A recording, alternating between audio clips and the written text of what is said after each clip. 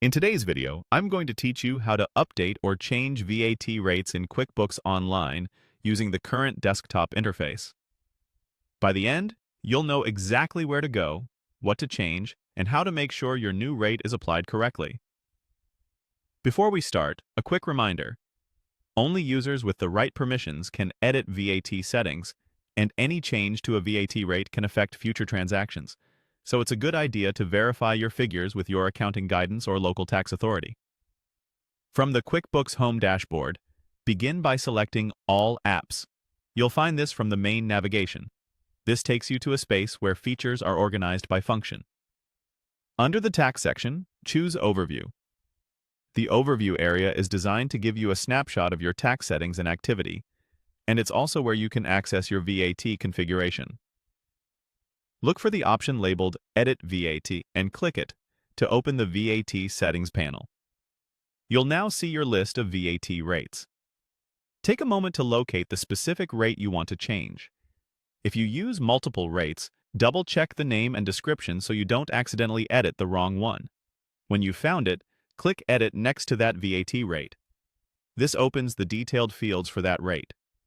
Update the VAT rate percentage to the new value. Keep the rate precise and make sure the percentage matches the requirement from your tax authority.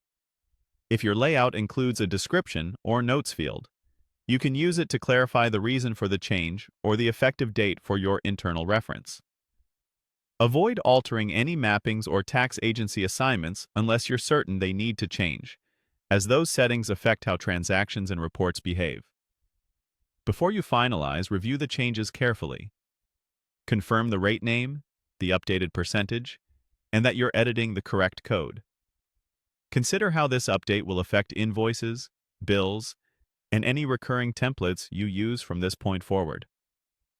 Historical transactions typically keep the rate that was applied at the time, so changing the rate won't retroactively adjust past entries unless you edit those individually. If you want extra peace of mind, export a quick report of your current rates before saving. When everything looks good, click Save to apply the updated VAT rate. After saving, it's helpful to create a test invoice or bill to confirm the new percentage appears as expected. If you don't see the change immediately, refresh your browser or clear your cache. If this video helped, please like, subscribe, and share. Thanks for watching.